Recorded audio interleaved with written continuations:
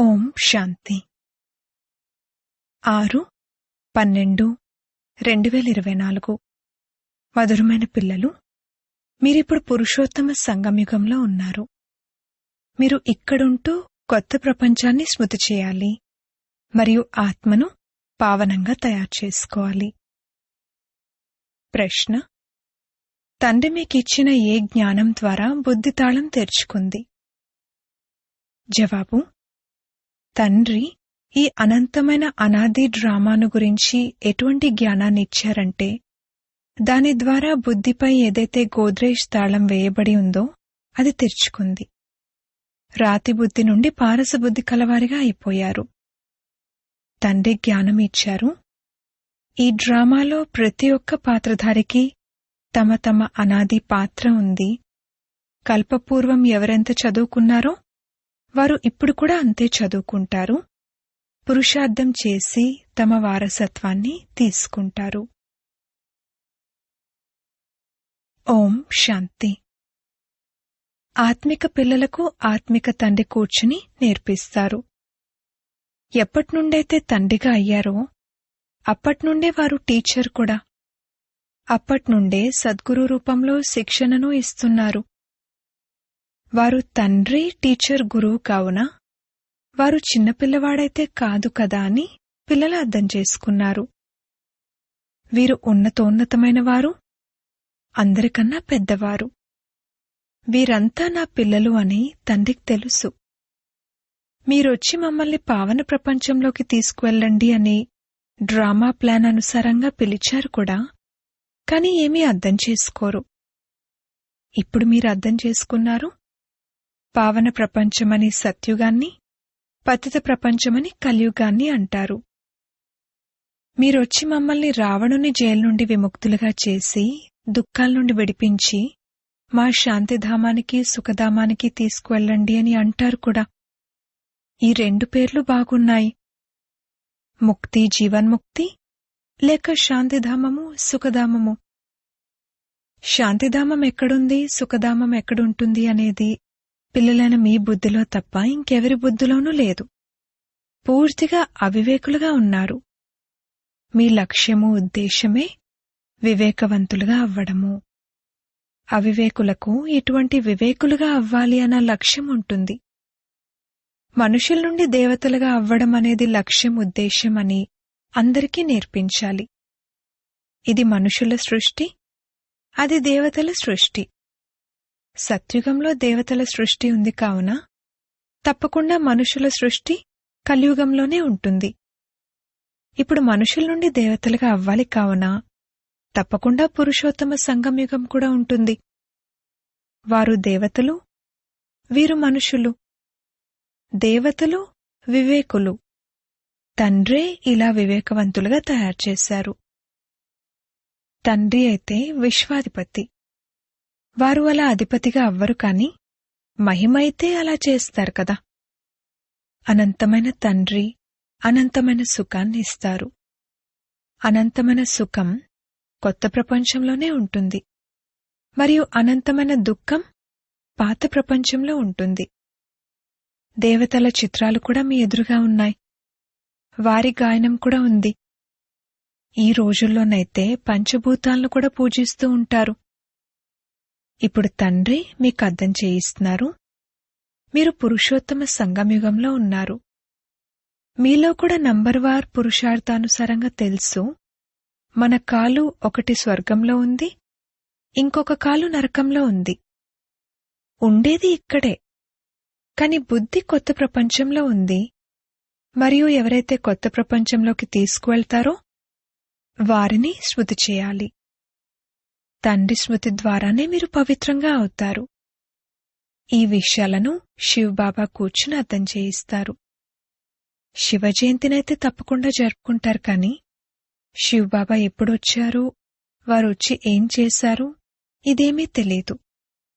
శివరాత్రిని జరుపుతారు మరియు శ్రీకృష్ణ జయంతిని జరుపుతారు. శ్రీకృష్ణుని కోసం ఏ పదాలైతే ఉపయోగిస్తారో వాటిని శివబాబా కోసం ఉపయోగించారు కదా. అందుకే వారిది శివరాత్రి అని అంటారు.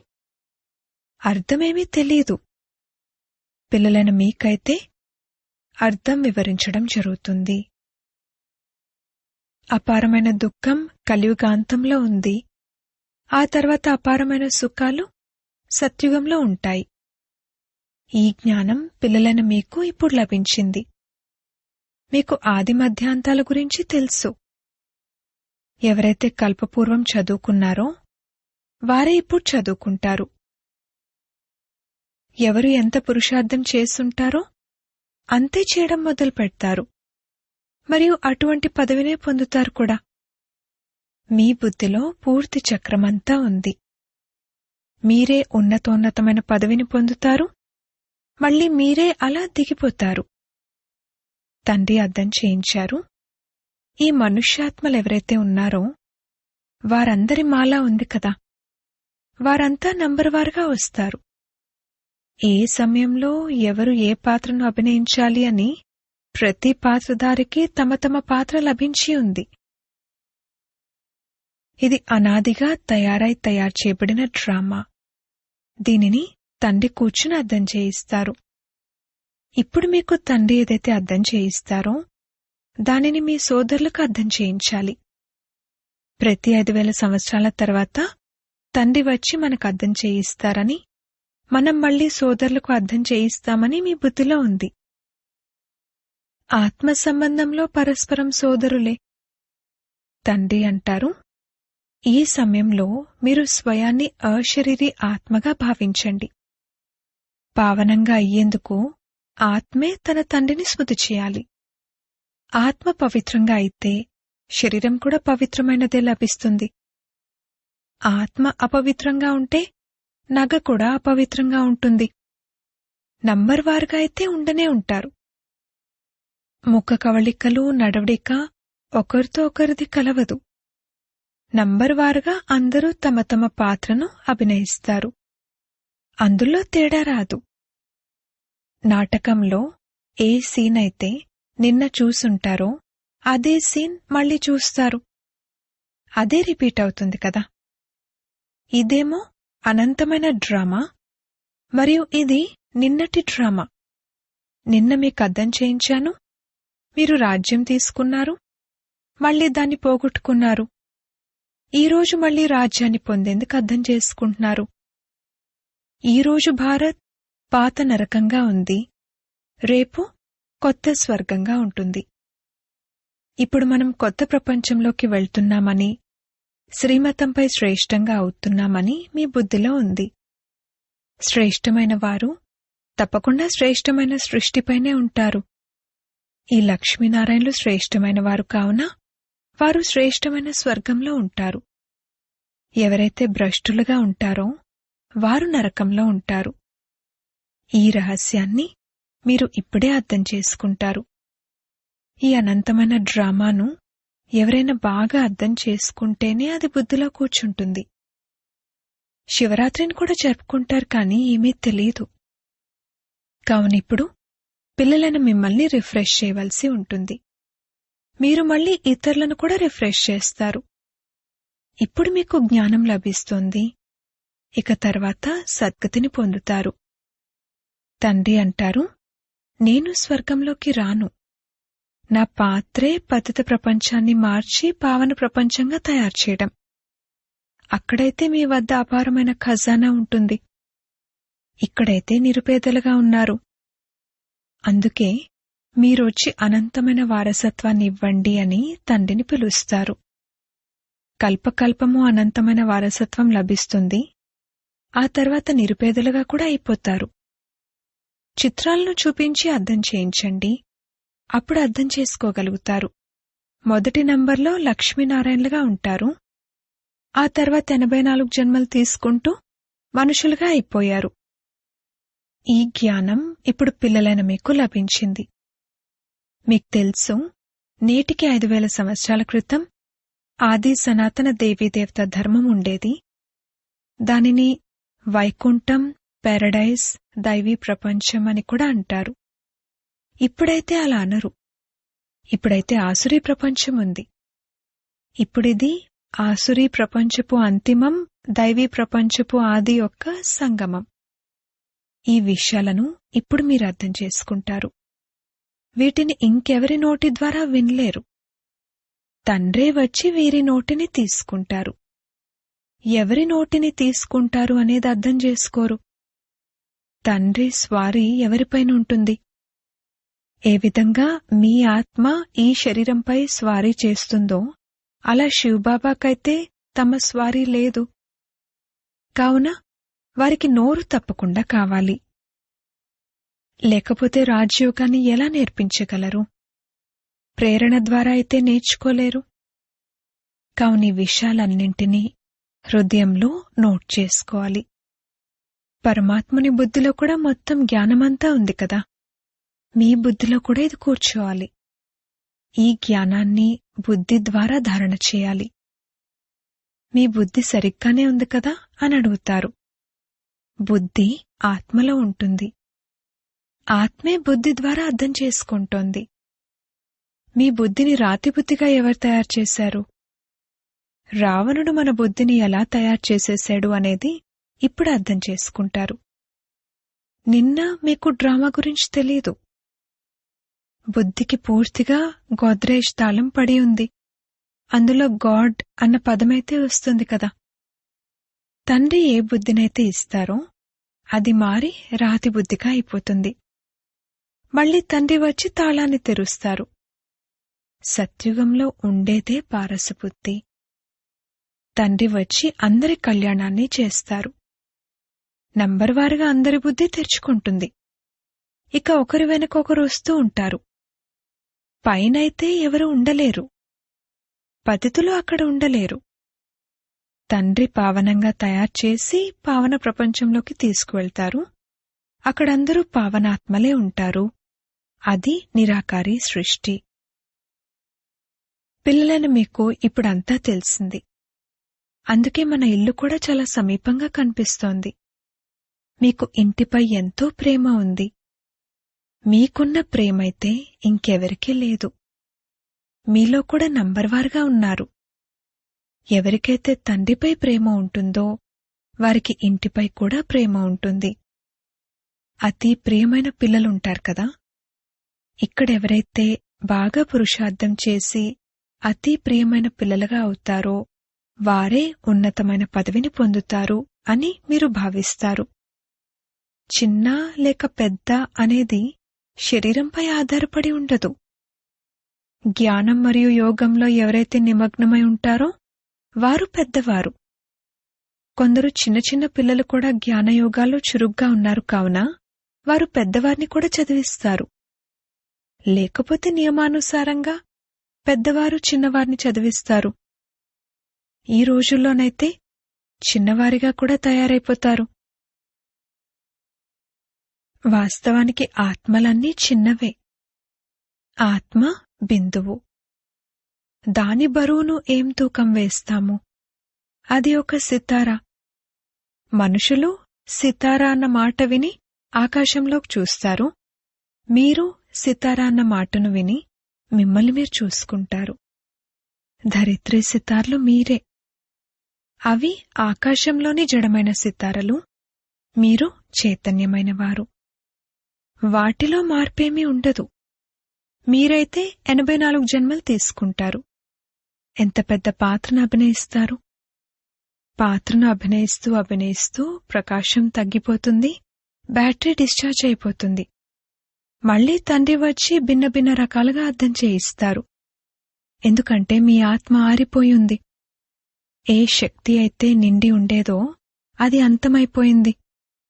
ఇప్పుడు మళ్లీ తండ్రి ద్వారా శక్తి నింపుకుంటారు. మీరు మీ బ్యాటరీని ఛార్జ్ చేసుకుంటున్నారు. ఇందులో మాయ కూడా ఎన్నో విఘ్నాలు కలిగిస్తుంది. బ్యాటరీ ఛార్జ్ చేసుకొనివ్వదు. మీరు చైతన్యమైన బ్యాటరీలు. తండ్రితో యోగాన్ని జోడించడం ద్వారా మనం సతోప్రధానంగా అవుతాము అని మీకు తెలుసు. ఇప్పుడు తమోప్రధానంగా అయ్యారు. ఆ హద్దులోని చదువు మరియు ఈ అనంతమైన చదువులో ఎంతో తేడా ఉంది. ఏ విధంగా నంబర్వారుగా ఆత్మలన్నీ పైకి వెళ్తాయి, మళ్లీ తమ సమయం అనుసారంగా పాత్రను అభినయించేందుకు రావాలి. అందరికీ తమ తమ అవినాశీ పాత్ర లభించి ఉంది. మీరు ఈ 84 జన్మల పాత్రను ఎన్నిసార్లు అభినయించి ఉంటారు? మీ బ్యాటరీ ఎన్నిసార్లు ఛార్జ్ మరియు డిశ్చార్జ్ అయింది? మా బ్యాటరీ డిశ్చార్జ్ అయింది అని తెలిసినప్పుడు మరి ఛార్జ్ చేసుకోవడానికి ఆలస్యం ఎందుకు చేయాలి? కాని మాయ బ్యాటరీని ఛార్జ్ చేసుకోనివ్వదు. మాయ బ్యాటరీని ఛార్జ్ చేసుకోవాలి అన్నది మీరు మర్చిపోయేలా చేస్తుంది. గడియ గడియ బ్యాటరీని డిశ్చార్జ్ చేయించేస్తుంది. తండ్రిని స్మృతి చేయాలని ప్రయత్నిస్తారు కానీ చేయలేకపోతారు. మీలో ఎవరైతే బ్యాటరీ ఛార్జ్ చేసుకుని సతోప్రధానతకు సమీపంగా వస్తారో వారి చేత కూడా మాయ పొరపాట్లు చేయించి డిశ్చార్జ్ చేసేస్తుంది. ఇది చివరి వరకు జరుగుతూనే ఉంటుంది. తర్వాత ఎప్పుడైతే యుద్ధం అంతమవుతుందో అప్పుడు అందరూ అంతమైపోతారు. ఇక ఎవరి బ్యాటరీ ఎంతగా ఛార్జ్ అయి ఉంటుందో దాని అనుసారంగా పదవిని పొందుతారు. ఆత్మలందరూ తండ్రి పిల్లలే. తండ్రే వచ్చి అందరి బ్యాటరీని ఛార్జ్ చేయిస్తారు. ఈ ఆట ఎంత అద్భుతంగా తయారై ఉంది. తండ్రితో యోగాన్ని జోడించడం నుండి గడియ గడియ పక్కకు తప్పుకుంటూ ఉంటే దానివల్ల ఎంత నష్టం వాటిల్లుతుంది. బుద్ధి పక్కకు తప్పుకోకుండా ఉండేందుకు పురుషార్థం చేయించడం జరుగుతుంది. పురుషార్థం చేస్తూ చేస్తూ ఎప్పుడైతే సమాప్తి అవుతుందో అప్పుడు మళ్లీ నంబర్వార్ పురుషార్థానుసారంగా మన పాత్ర పూర్తి అవుతుంది. ఇదే విధంగా కల్పకల్పము జరుగుతుంది. ఆత్మల మాల తయారవుతూ ఉంటుంది. రుద్రాక్షమాల ఉందని, విష్ణుమాల కూడా ఉందని పిల్లలైన మీకు తెలుసు. మొదటి నంబర్లోనైతే వారి మాల ఉంచుతారు కదా. తండ్రి దైవీ ప్రపంచాన్ని రచిస్తారు. ఏ విధంగా రుద్రమాల ఉందో అలాగే విష్ణుమాల కూడా ఉంది. బ్రాహ్మణుల మాల ఇప్పుడు తయారవ్వజాలదు. మార్పు చేర్పులు జరుగుతూ ఉంటాయి. ఎప్పుడైతే రుద్రమాల తయారవుతుందో అప్పుడు ఫైనల్ అవుతారు. బ్రాహ్మణుల మాల కూడా ఉంది కానీ అది ఈ సమయంలో తయారవ్వదు. వాస్తవానికి అందరూ ప్రజాపిత బ్రహ్మ సంతానమే. శివబాబా సంతానం యొక్క మాల కూడా ఉంది. అలాగే విష్ణుమాల అని కూడా అంటారు. మీరు బ్రాహ్మణులుగా అవుతారు. కావున బ్రహ్మ మరియు శివుని మాల కూడా కావాలి. ఈ జ్ఞానమంతా మీ బుద్ధిలో నంబర్వారుగా ఉంది. వినడమైతే అందరూ వింటారు కానీ కొందరికైతే ఆ సమయంలోనే చెవుల నుండి బయటకు వెళ్ళిపోతుంది. వారు విననే వినరు. కొందరైతే చదవనే చదవరు. భగవంతుడు చదివించేందుకు వచ్చారు అన్నది వారికి తెలియనే తెలియదు. వారు చదవనే చదవరు. ఈ చదువునైతే ఎంత సంతోషంగా చదువుకోవాలి. అచ్చా, మధురాతి మధురమైన సిక్కిలదే పిల్లలకు మాతా పిత బాప్దాదాల ప్రియ స్మృతులు మరియు గుడ్ మార్నింగ్. ఆత్మిక పిల్లలకు ఆత్మిక తండ్రి నమస్తే. ధారణ కొరకు ముఖ్య సారము. మొదటి పాయింట్, స్మృతి యాత్రతో ఆత్మారూపీ బ్యాటరీని ఛార్జ్ చేసుకుని సతో ప్రధానత వరకు చేరుకోవాలి. బ్యాటరీ డిశ్చార్జ్ అయిపోయే విధంగా ఎటువంటి పొరపాటును చేయకూడదు. రెండవ పాయింట్, అతి ప్రియమైన బిడ్డగా అయ్యేందుకు తండ్రితో పాటుగా ఇంటిపై కూడా ప్రేమనుంచాలి. జ్ఞానయోగాలలో నిమగ్నమవ్వాలి. తండ్రి ఏదైతే అర్థం చేయిస్తారో దానిని తమ సోదరులకు కూడా అర్థం చేయించాలి. వరదానము. ఒక్క తండ్రినే తమ ప్రపంచంగా చేసుకుని సదా ఒక్కరి ఆకర్షణలోనే ఉండే కర్మబంధన ముక్తు భవ. సదా ఇదే అనుభవంలో ఉండండి. ఒక్క తండ్రి తప్ప మరెవ్వరూ లేరు. కేవలం ఒక్క బాబాయే ప్రపంచం. ఇతర ఏ ఆకర్షణ లేదు, ఏ కర్మబంధనమూ లేదు. తమలో ఉన్న ఎటువంటి బలహీన సంస్కారం యొక్క బంధనం కూడా ఉండకూడదు. ఎవరైనా ఎవరిపైనైనా నా వారు అన్న అధికారాన్ని ఉంచినట్లయితే వారికి క్రోధం లేక అభిమానం వస్తుంది. ఇది కూడా కర్మబంధనమే. కాని ఎప్పుడైతే బాబాయే నా ప్రపంచమన్న స్మృతి ఉంటుందో అప్పుడు నావి నావి అన్నవన్నీ ఒక్క నా బాబాలో ఇమిడిపోతాయి మరియు కర్మబంధనాల నుండి సహజంగానే ముక్తులైపోతారు. స్లోగన్. మహానాత్మ ఎవరంటే ఎవరి దృష్టి మరియు వృత్తి అనంతంలో ఉంటాయో వారు. ఓం శాంతి.